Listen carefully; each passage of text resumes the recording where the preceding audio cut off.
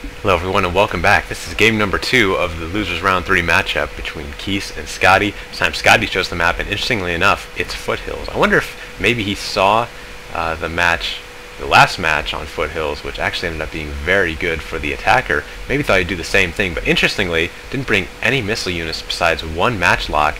It's just going to be a similar rush army to what we saw in the last game, which is an interesting choice. And interestingly enough, Kees chose the same thing, so he didn't go for a bow build either and sit on the hill.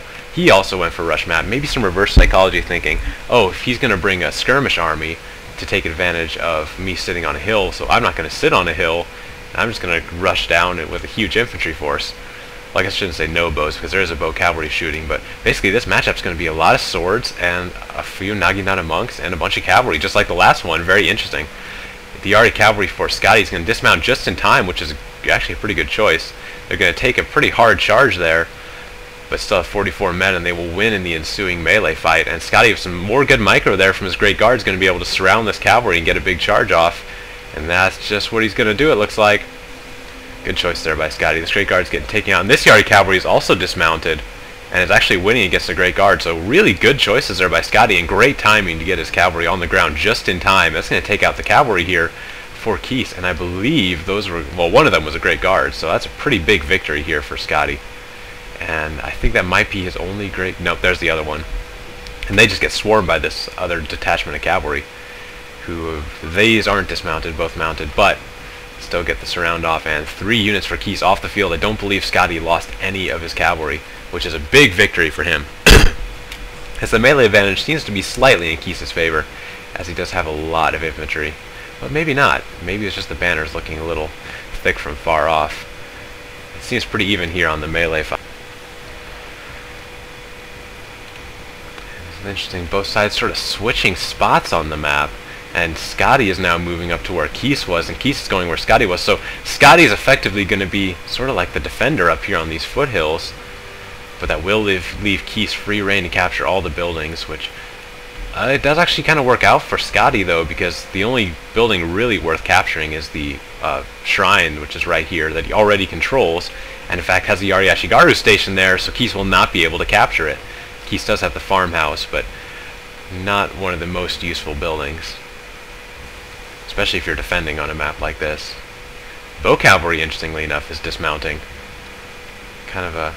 I'm not sure why you'd want to do that. The mobility is very important. Now they're getting back on their horses. Must have maybe just been a misclick, or maybe he was intending them to be a sort of a foot archer unit for maybe better accuracy while Scotty waited at the bottom of the hill. But now that he's coming up, the bow cavalry will not have time to use their foot archer abilities to any use, and the matchlock samurai here are really caught out in the open, and they've been engaged by the great guard, and there's only going to be a few shots off here before this unit gets completely tied down. Might not have even killed anybody. Unfortunate, as Scotty is picking away at Kees' army, which is really well disciplined and just well played here to take out these little chunks whenever the opportunity presents itself. Very opportunistic general here, not committing his force to total attacks before he needs to. Oh, can't believe I missed this. The Yari Ashigaru seem to be hidden over here and actually takes out these cavalry units, which is pretty big. There goes one that's routed, and this Yari cavalry here at 11 men is wavering, but they don't have any horses left, so going to be of limited usefulness, so not a huge deal. Yari Ashigaru just chilling out by the katana samurai. In fact, they were kind of taunting the katanas there for a second. It's kind of funny. Not the unit you want to be taunting if you're Yari Ashigaru. So now Kees is actually coming up for the attack. Maybe decided that he's in a position where he can attack Scotty, but I don't know, having only infantry, and at this angle the matchlocks are not going to be able to get a good shot off at all, so that matchlock unit is going to be nearly useless.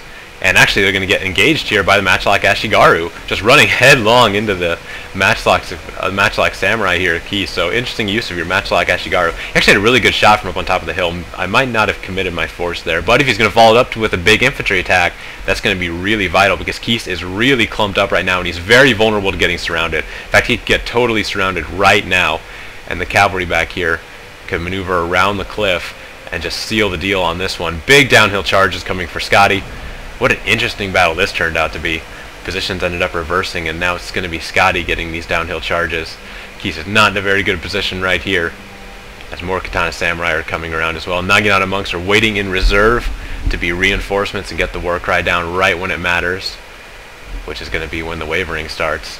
There's a big clump of infantry here. It's going to be hard to tear through, even with all those katana samurai. As you can see in the numbers, there are just so many here for Keese. So Scottie does have to be a little careful here. These big blobs can actually be dangerous if you just get them head on and you don't get a surround on. It can actually be pretty detrimental to you because you can get grinded away against this huge mass of numbers. Great guard here at 17 men for Scottie is coming around. Yeah, and it looks like he has a totally free shot at the general, unless this Naginata monk can get over there and stop him.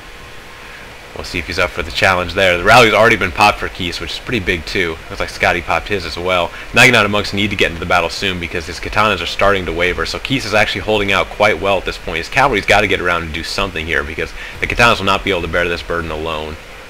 There's just too many men right here for Keese, and the Naginatas are going to get in the way fast enough, so the general will not be taken out at this time. But the charge plows right through the Naginatas. Actually killed quite a few, killed 20 men there.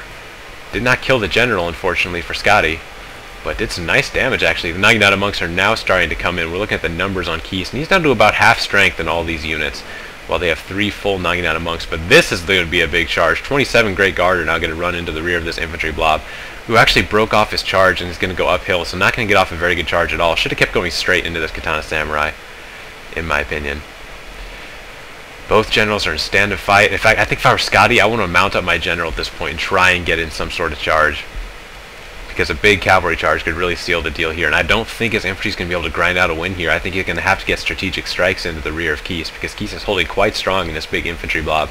It's actually, you know, I actually like to keep my infantry pretty clumped up like that when I can, just for that reason, because you can actually kill so many men if you're in that big clump. But this could seal the deal. The Great Guard goes around the building and hits the general, who is now at 10 men.